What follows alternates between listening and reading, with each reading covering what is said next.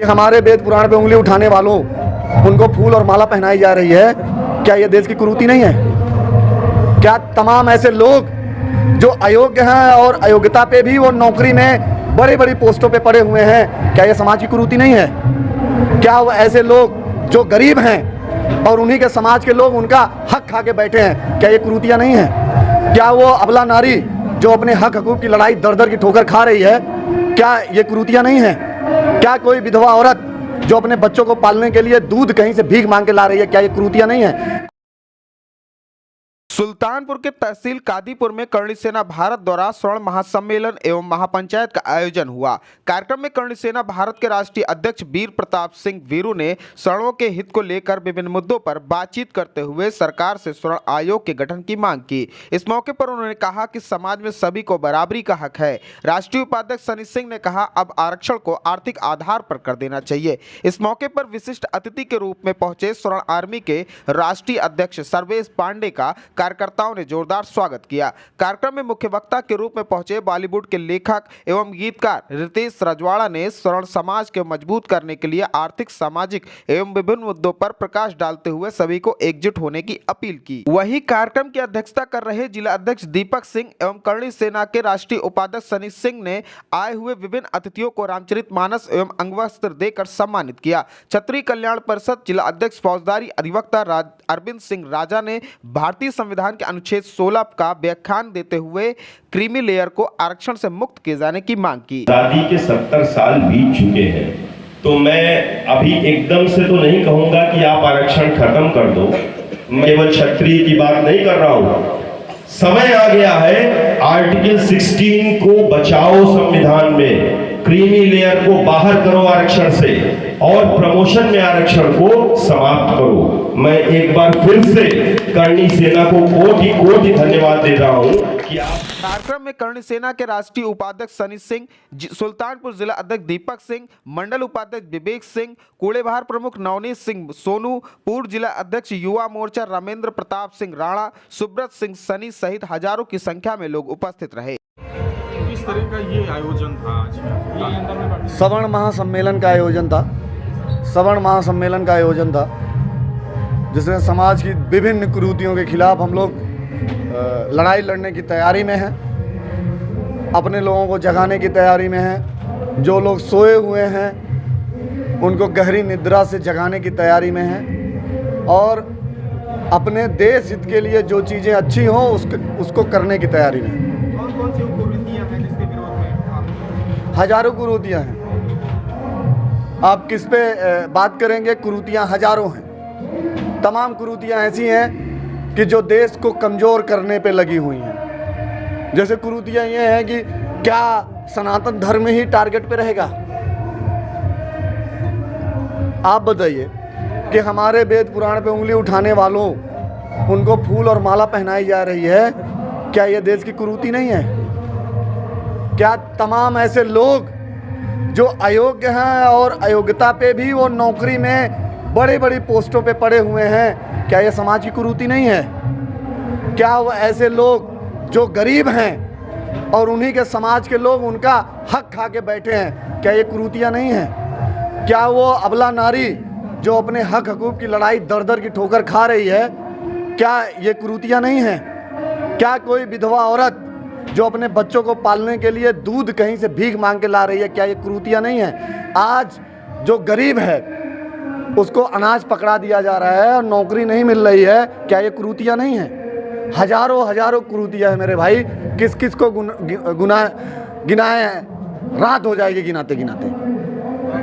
अभी मंच से आपने कहा कि बीजेपी के बारे में सवाल जब मतलब भाजपा को आपने समर्थन भी रहा, इसके बाद भी आपकी नहीं सुनी जा रही। नहीं, मैंने ये नहीं कहा कि समर्थन रहा। मैं बहुत सीधी सी बात करता हूँ, समर्थन किसी का नहीं, विरोध किसी का नहीं।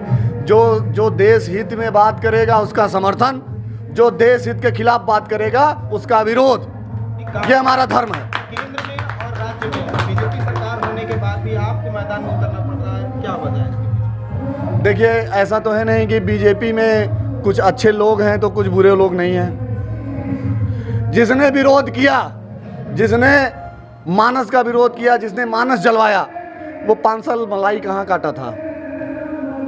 कहाँ का प्रोडक्ट है वो तो भारतीय जनता पार्टी से विधायक होके कैबिनेट मंत्री रहा। उनकी उनकी लड़की भी अभी भी उनकी बेटी जो है वो सांसद है। क्या भारतीय जनता पार्टी का ऑफिशियल बयान नहीं आना चाहिए था? सरकार में हो उनके ऊपर एनएसए नहीं लगाना चाहिए? वोट की गंदी राजनीति धर्म से बड़ी होती है क्या? मैं पूछना चाहता हूं कि कितना मौर्य समाज के लोग उसके साथ है? 1% मौर्य समाज के लोग इस बयान में उसके साथ नहीं है। मैं भी हजारों भाइयों से जुड़ा हूं मौर्य समाज के। उन्होंने मुझे फोन करके कहा भैया कि आप इस चीज पे आगे आइए, स्टैंड लीजिए। जातीय राजनीति करना चाहता है एक व्यक्ति विशेष, धर्म विशेष। आपको बताओ, सपा में जाके वो मुस्लिम वोट की तुष्टीकरण करने के लिए हमारे धर्म और हमारे वेदों पे कटाक्षेप कर रहा है। उसको ये लगता क्या है कि उसको सनातन धर्म के लोगों का वोट मिल जाएगा, तो गलतफहमी में पाल के बैठा है वो। आपने मंच से संजय निषाद को भी टारगेट किया, मंच से संजय निषाद को भी टारगेट। मैंने किसी को मैं आपको बताऊं, मैं टारगेट किसी को नहीं किया। मैंने एक ही चीज कहा, जो अपने जात का नहीं वो अपने बाप का नहीं, जो अपने बाप का नहीं वो अपने देश का नहीं। करनी सेना क्या किस हित पे लेके काम कर रही है, हर समाज को साथ में लेके? मैंने ये कहा ना कि 6747 जातियाँ, 11 रिलीजन्स जो देश हित के लिए काम करें, समाज हित के लिए काम करें और हमारे आप को प्रोग्रेस करने पे काम करें। हम तो कभी जातिवादी थे ही नहीं। भगवान राम, बप्पा रावण, राणा सांगा या भगवान कृष्ण जाति की लड़ाई लड़ रहे थे क्या? अल्पसंख्यक के लिए क्या सोचेंगे? देखिए मैं बताऊं, अगर जो देश हित में अल्पसंख्यक है, मैं डंके की चोट पे कहता हूं करणी सेना उसके साथ है। और जो देश हित के खिलाफ है, जो देश के लिए संघर्ष नहीं कर रहा है, उसको बाघा बॉर्डर से पाकिस्तान भेजने का भी काम करने की तैयारी में है। सवर्ण आयोग बनाने की बात अभी मंच पर हो रही थी, क्या उत्तर प्रदेश देखिए क्या नहीं थी? मैं आपको बताऊं, SC/ST एक्ट, आयोग, OBC आयोग, हर आयोग बना है, तो सवर्ण आयोग क्यों नहीं? अगर जाति की राजनीति है, सवर्ण, OBC और SC/ST आप कार्ड खेल रहे हो, तो SC/ST आयोग बनाए हो, OBC आयोग बनाए हो, तो क्या हम लॉलीपॉप देने के लिए हैं? हमारा आयोग कहाँ है? आरक्षण की आप हज सोसाइटी बना सकते हो, आप मुस्लिम का संगठन बना सकते हो, वक्फ बोर्ड बना सकते हो, सवर्णों का कोई बोर्ड नहीं बन सकता। क्या हम ताली बजाने के लिए हैं? किस तरह से ये आप लड़के हासिल करेंगे, क्या रणनीति है इस पे? अच्छा आप बताइए कि जितनी भी चीजें हुई हैं वो कैसे मिली? घर में बैठ के संघर्ष कर देश की आज़ादी से लेके कोई भी कानून बनाने तक जमीन पे बैठना पड़ा है। और जहां जरूरत पड़ेगी जमीन पे बैठेंगे, जरूरत पड़ेगी गड्ढा खोद के बैठेंगे, उठेंगे नहीं। इस मंच से आज सुल्तानपुर की धरती पर है, तो क्या संदेश देना चाहेंगे सुल्तानपुर वासियों को? सबसे पहले राष्ट्र, फिर घर, फिर जाति। पहले राष्ट्रवादी बनो, फिर घरवादी बनो, फिर जातवादी बनो। क्या 2024 में आपके इलेक्शन के लिए क्या तैयारी है? देखिए चुनाव तो नहीं लड़ेंगे, लेकिन लड़वाएंगे जरूर। लड़वाएंगे? करणी सेना के बैनर तले नहीं। जितने लोग समाज हित के लिए काम करेंगे, देश हित के लिए काम करेंगे, उनका समर्थन करेंगे। अपने लोगों से कहेंगे, जो किसी भी पार्टी से हो, हम व्यक्ति विशेष से बात कर रहे हैं मेरे भाई, पार्टी के चक्कर में नहीं पड़ते। हम तो खुद है पार्टी हैं, एक तो तीसरी पार्टी। 2024 में अगर कांग्रेस प्रभावी रहती है क्या? देखिए मैं बताऊं ना, जो देश हित के लिए बात करेगा, चाहे वो कांग्रेस हो, सपा हो, बसपा हो, जो भी हो, जो हमारे और आपके प्रोग्रेस में काम करेगा, हर लोगों के लिए संघर्ष करेंगे, हर पार्टी के लिए संघर्ष करेंगे। और संघर्ष का मतलब ये नहीं होता कि उनके साथ घूमेंगे, मौलिक रूप से एक समर्थन देंगे। चुनाव में जाके प्रचार नहीं करेंगे। बहुत कॉन्सेप्ट क्लियर है मेरा। हम अपने लोगों से रिक्वेस्ट करेंगे, और आज भी आपके न्यूज़ चैनल के माध्यम से आपसे भी रिक्वेस्ट करते हैं कि चौथा स्तंभ है देश का मीडिया। मीडिया अपना कार्य अच्छे से करे। आपको मैं बताऊं, हजारों, अभी हाथरस कांड आप लोग 1 साल पहले देखे थे, जात विशेष को टारगेट किया गया, 4 बच्चों को जेल भेज दिया गया, जिसमें CBI की कोर्ट और हाई कोर्ट ने तीनों को बरी कर दिया और बताया कि रेप हुआ ही नहीं। और 2.5 साल से बेचारे जेल काट रहे थे। और एक जात विशेष के लोग हम लोगों को गाली दे दे के थक गए कि हम रेपिस्ट हैं, हम बलात्कारी हैं। ऐसे लोगों के बारे में भी सरकार को सोचना चाहिए। वो बच्चे जो 2.5 साल बिना किसी कृत्य किए जेल में थे, उनका 2.5 साल कोई वापस दिला देगा? उस केस में तो अभी कह रहे हैं कि वो हाई कोर्ट में अपील करेंगे, क्योंकि उसमें 164 का बयान भी है। किसने कहा? 164? देखिए मैं 164 का बयान उसका होता है जिसका बलात्कार होता है। जो इंसान मृत हो गया है उसका 164 का बयान कैसे होगा? उसकी आत्मा करेगी आके? 13 दिन बाद उसकी मौत हुई थी। 13 दिन बाद नहीं, उसका जो भी स्टेटमेंट है लीगल, केवल संदीप के नाम से है।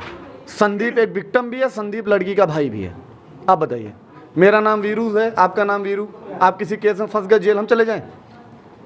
उसकी बहन ने कतई ये नहीं कहा था कि मेरा बलात्कार हुआ था। और सुनिए, नार्को ब्रेन मैपिंग और तमाम टेस्ट होने के बाद जिसमें सीबीआई जांच हुई हो और उसमें यह तथ्य पाया गया कि इसका बलात्कार नहीं हुआ है, तो आप नार्को 164 के बयान से साबित कर देंगे क्या कि आपका वो हुआ है?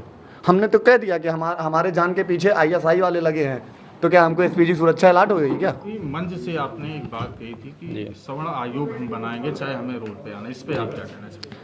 जिस प्रकार से SC/ST आयोग है, जिस प्रकार से OBC आयोग है, उस प्रकार से सवर्ण आयोग का गठन होना चाहिए।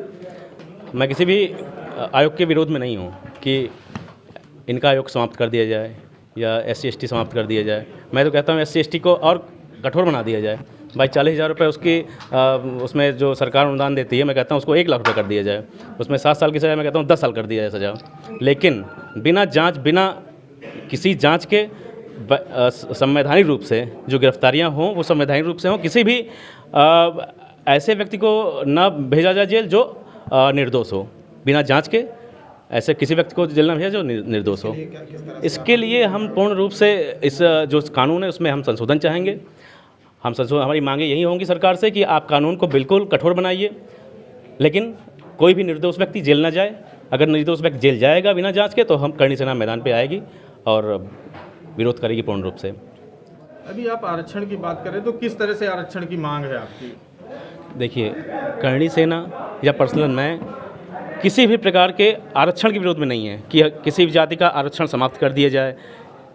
हम ये चाहते हैं कि हिंदुस्तान के हर गरीब को आरक्षण मिले, हर गरीब को आरक्षण मिले, जो शोषित हैं, जो वंचित हैं, उनको आरक्षण मिले। आज 70 साल पहले जो व्यवस्थाएं, जो कंडीशन SC/ST समाज की थी, आज 70 साल बाद भी वही कंडीशन है। क्यों?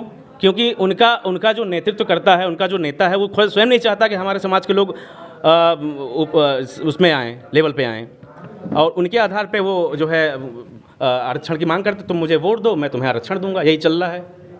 मैं ये चाहता हूँ कि हमारे वो भाई भी जो SC/ST समाज के, वो भी हमारे मुख्य धारा में आएँ। हम इसलिए उनकी लड़ाई ऐसी लड़ेंगे कि उस समाज का जो गरीब व्यक्ति है, उस गरीब व्यक्ति को आरक्षण का लाभ मिले। और इसलिए मैं सरकार से ही मांग करता हूं कि सवर्ण ये आर्थिक आधार पर आरक्षण हो पूर्ण रूप से, और उसके लिए हम लड़ाई करणी सेना के माध्यम से लड़ेंगे, सड़क से लेकर संसद तक लड़ेंगे।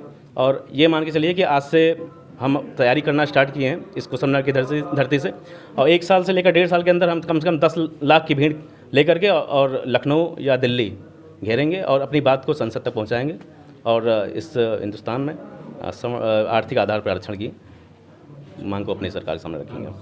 जी।